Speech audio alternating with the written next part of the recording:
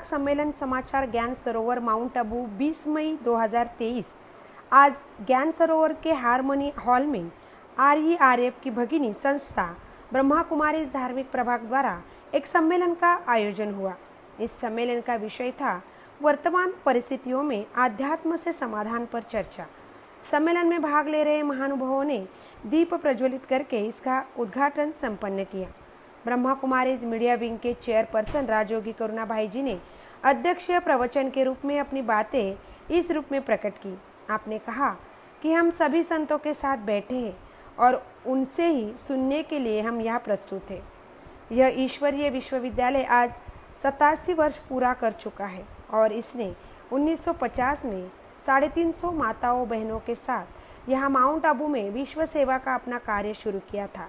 इनकी मान्यता है कि हम बदले तो विश्व बदले। आज 60,000 बहनें समर्पित होकर 25 लाख परिवारों तक जा पहुंची है। बाबा के निर्देश पर हम पहले अपना जीवन पावन बनाकर किसी दूसरे को वैल्यूज का संदेश देते हैं। बाबा ने माता को प्रमुखता दी है, अतः ये सभी बी के बहनें यहाँ प्रमुख भूमिका में है। ईश्वर को भी पहले माता रूप में देखा जाता है, उनकी पूजा की जाती है। ब्रह्मा कुमारी धार्मिक प्रभाग की चेयरपर्सन राजयोगिनी मनोरमा दीदी ने आज इस सम्मेलन को अपना आशीर्वचन प्रदान किया। आपने कहा कि भौतिक उपलब्धता हमारे हाथों में समाई हुई है, परंतु आज सामाजिक संन्यास की समाप्ति के लिए हमें आध्यात्मिकता की शरण में जाना होगा। आज संसार की हालत देखते हुए कह सकते हैं कि मानवता मर चुकी है और इन सभी का समाधान मात्र आध्यात्मिकता ही है।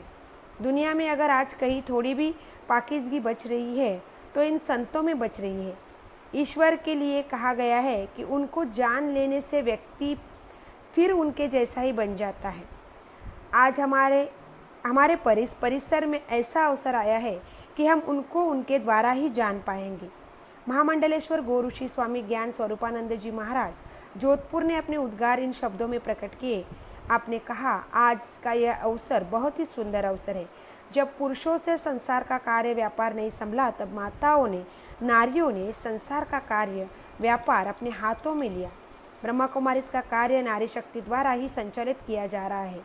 संसार की परिस्थितियाँ चाहे जैसी भी हो, जब मातृशक्तियों ने जिम्मेवारी अपने हाथ में ली है तो अब समाधान मिल ही जाएगा और उसमें अब कोई देर नहीं है और वह समाधान आध्यात्म से ही निकलेगा। जब हम अपने भीतर का ध्यान करेंगे तभी हमारी आध्यात्मिकता जागेगी। ब्रह्मा ऋषि स्वामी महेश योगी अयोध्या ने भी सम्मेलन को संबोधित किया। आपने अपने उद्बोधन से पूर्व सम्मेलन से जय श्री राम का उद्घोष करवाया। वातावरण परिशुद्ध हुआ और ऊर्जा से परिपूर्ण भी। फिर आपने कहा कि यह पावन ज्ञान सरोवर पावनता महानता से परिपूर्ण है और यहाँ जितने भी संस्थान के भाई बहन हैं सभी को सादर अभिनंदन है। आपने कहा, कभी लगता है कि आज की समस्याएं बगैर विज्ञान की मदद के नहीं सुधर सकती, मगर फिर एहसास होता है कि ऐसा हो नहीं पाया है। यह अध्यात्म से ही संभव हो पाएगा। आध्यात्मिकता की जो ऊर्जा यहाँ फैली हुई है उसके संपर्क में आने से हमारी विचारधारा ऊर्ध्वगामी हो जाती है। संसार की सभी समस्याओं को भी इसी ऊर्जा से सुधारना होगा। ऐसी ऊर्जा हमें अपने पूर्वजों के जीवन से प्रेरणा लेकर प्राप्त करनी चाहिए।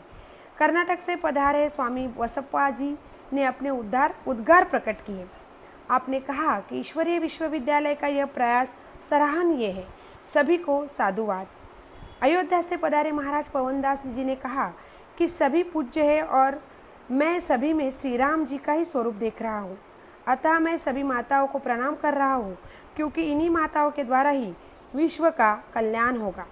BK नारायण भाई इंदौर ने धन्यवाद ज्ञापन किया। कुमार प्रशांत ने कार्यक्रम के प्रारंभ में शिव तांडव नृत्य प्रस्तुत किया।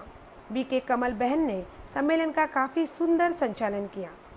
महामुंबई चैनल के साथ मिलिंद खार पाटिल, माउंट आबू।